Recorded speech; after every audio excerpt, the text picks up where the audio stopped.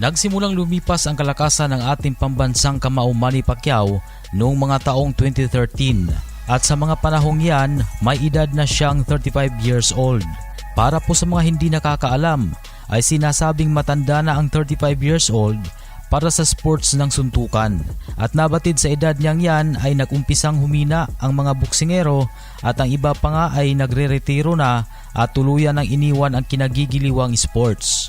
Kagaya na lamang ng former 6th Division World Champion Oscar De La Hoya.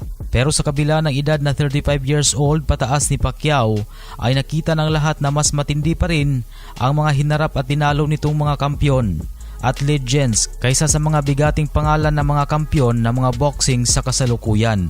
Kasi nga napansin na simulang mag 35 years old na ang edad ni Pacquiao ay hindi man lang mahina ang mga naging nakatapat niya at hindi niya inatrasan at tinalo pa nga niya mga bigating boksingero na sina former world champion Timothy Bradley Jr., Keith One-Time Thurman, Lucas Matisse, Adrian Broner, Jesse Vargas at Brandon Rios. Sa totoo mga ka-sports, yung mga nabanggit natin na mga boksingerong tinalo niya ay eksakto na para mapasama siya sa International Boxing Hall of Fame kahit wala na yung mga legendary fighters na tinalo niya. Kagaya nila Oscar De La Hoya, Miguel Cotto, Ricky Hatton, Marco Antonio Barrera, Juan Manuel Marquez, Eric Morales, Antonio Margarito at marami pang iba. At ang mas masakla pa dito kung pagbabasihan naman natin ang mga tinalo ni Pacquiao nang siya ay naging 45 years old na ay mas matindi pa kaysa sa mga listahan ng mga tinalo ng mga bigating kampiyon ngayon katulad ni Gervonta Tank Davis, Teofimo Lopez, Vasily Lomachenko, Naoya Inoue, Devin Haney, Terence Crawford at Shakur Stevenson.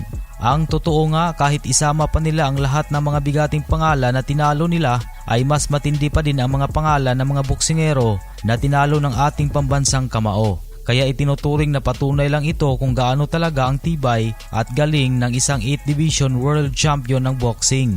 Alam naman po ng lahat na ngayong mahigit 3 taon ng retirado sa boxing si Pacquiao ay madalas sinasabi ng mga banyagang fans na kaya daw itong talunin ni Naoya Inoue at Tank Davis kung naabutan umano nila si Pacman. Ang tanging hindi nila alam ay wala talaga sa kalibre ng mga hinarap at tinalo ni Pacquiao ang mga kinalaban ng mga ito.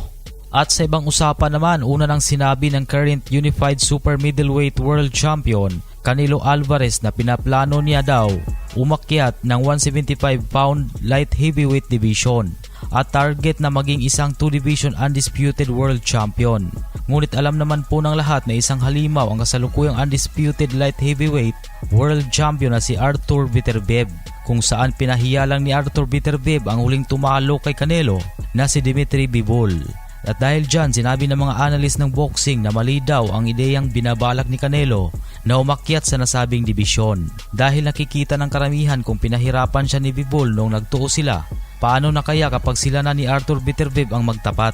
Baka dito na makitang ma-knockout si Canelo sa kamay ni Beterbiev. At ang advice ng mga eksperto para kay Canelo ay pumunta na lang daw ito sa ibang direksyon at putulin na ang planong dikitan si Beterbiev.